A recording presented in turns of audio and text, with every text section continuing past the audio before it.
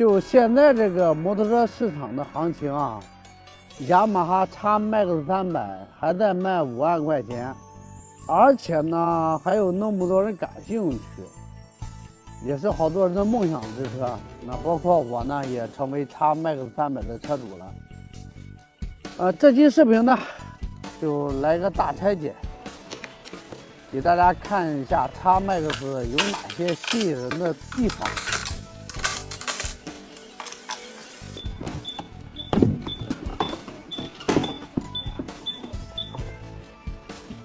来看一下它的座头空间，好玩。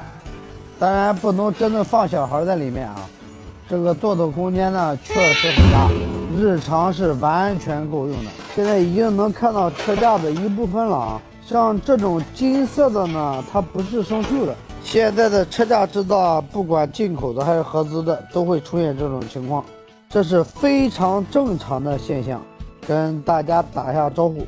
這個視頻發的確實有點晚啊，因為我也是想等着我的 XMAX 改完之後再發這個視頻，結果呢就是平時修發動機沒時間弄自己的車，所以說我的 XMAX 改裝呢一直拖到了年底，物流停了，抽點時間給自己的車改裝。有一句話怎麼說的？木工家裡面永遠缺個凳子，是吧？一個道理啊。其實像這些摩托車啊，只有自己拆起來才能感受到它的雙配水平。雅馬哈在這一點呢做的確實不錯。那我為什麼買 XMAX 300？這也是原因之一。當然呢，本期也主要給大家看一下 XMAX 的車架。一個車好不好騎，車架是至關重要的，以及這個車是否具有很深的改裝潛力。為什麼有那麼多人去改裝 XMAX 300？並不是因為像網上說的它是毛坯什麼的，而是它的車架呢所承受的上限可以更高。來看一下這個小黑盒子，這是它的智能鑰匙控制單元，然後是30給做的。其實貼到這裡呢，我們就可以看到一個大概的車架結構了。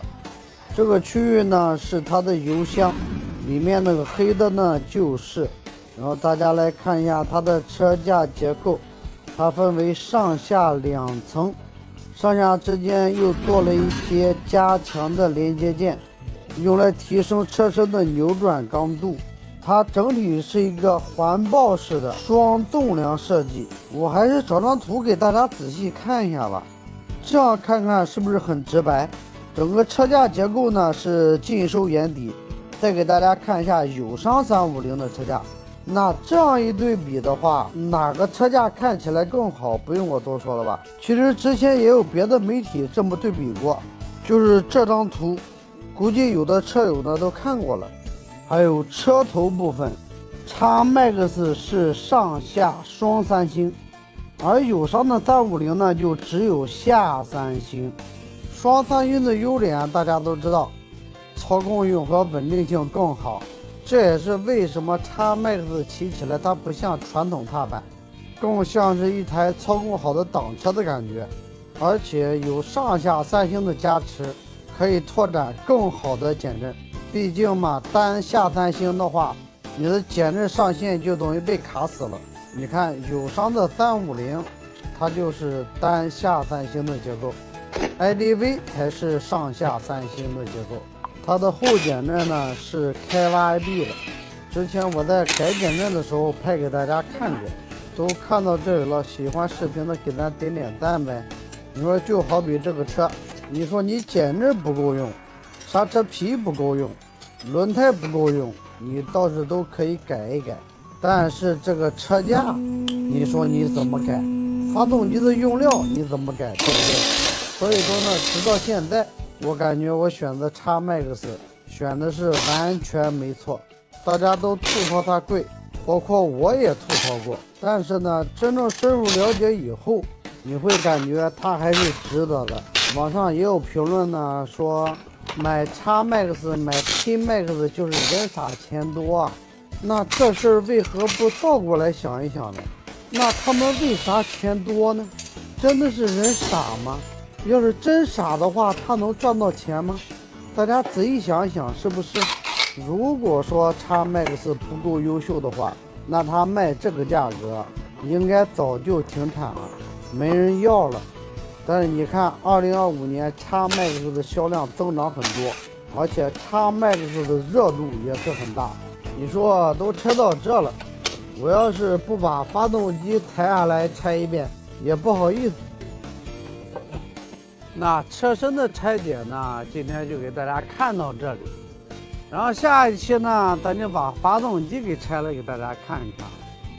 畢竟嘛，現在摩托車行業都在內卷，咱看一下雅馬哈的發動機是縮水了呢，還是增配了呢？XMAX 300的發動機用料有沒有減配呢？來，咱們開拆。先看一個細節，這螺絲上面都是帶減震膠套的，這算是專用螺絲了，能抑制震動產生的噪音。再看看這裡面也是有減震棉的，還有這個減震膠皮，都是用來防止這個外殼共振產生噪音的。這個呢是傳動箱的濾芯，別的很多車呢它都是用海綿做的，搞得很簡單的那種。雅馬哈這個是實實在在的濾芯，這樣就對傳動箱裡面的零件保護的等級更高。之前大家買小踏板的時候還要考慮傳動箱是上进氣還是下進氣，就是擔心傳動裡面進灰，那這個就不用擔心了。下面看一下它的傳動，它這個是帶有楓葉的啊，然後是日本富士做的。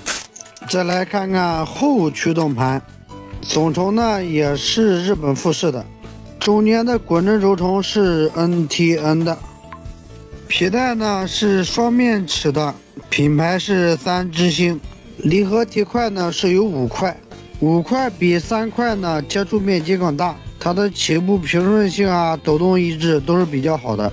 再拆掉它的普利盘，称一下它的普利珠重量，17.19克，這個重量給你們看吧，因為我沒打算改普利珠，也沒打算改傳動。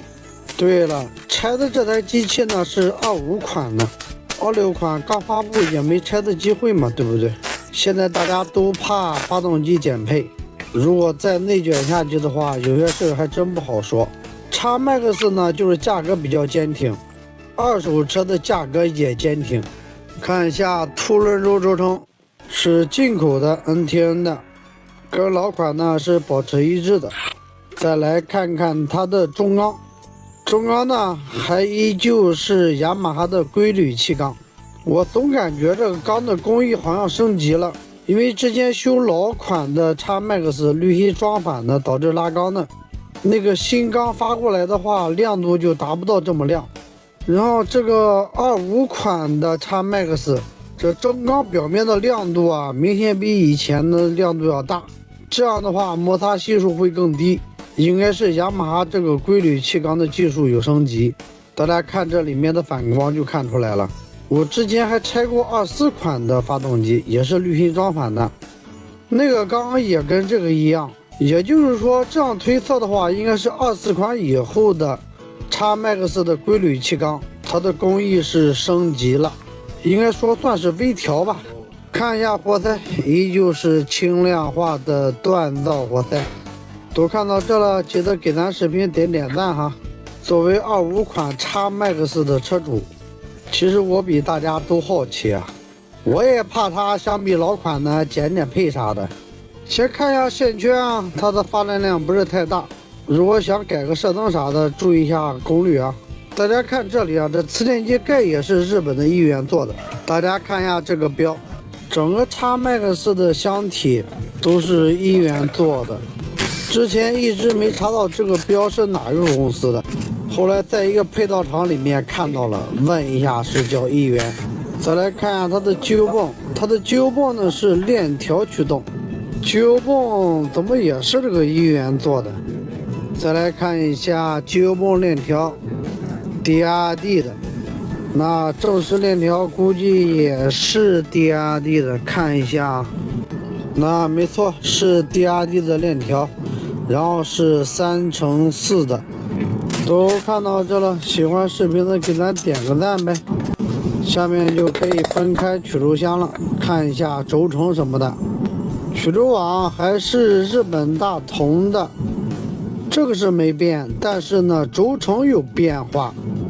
這地方的平衡軸軸承呢，以前是我們台湾省產的 NTN， 現在換成了日本產的 KORL。這樣的話大家應該能看清楚。拆掉它的平衡軸，平衡軸沒什麼變化，還是一樣的。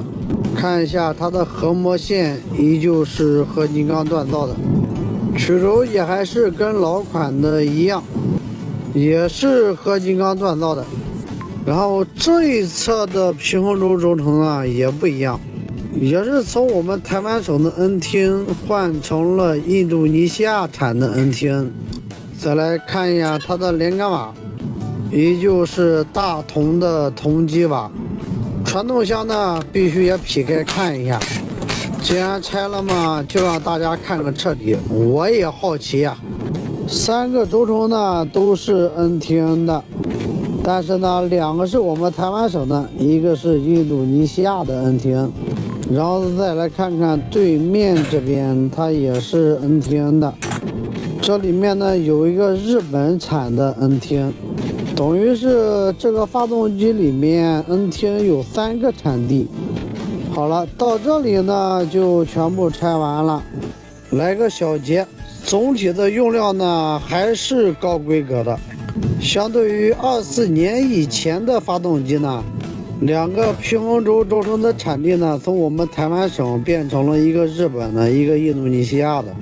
气缸的內壁做得更漂亮了，算是有所升級。作為25款 XMAX 的車主呢，這拆完也就是徹底放心了，還得裝起來騎。本期視頻就到這裡，感謝大家觀看。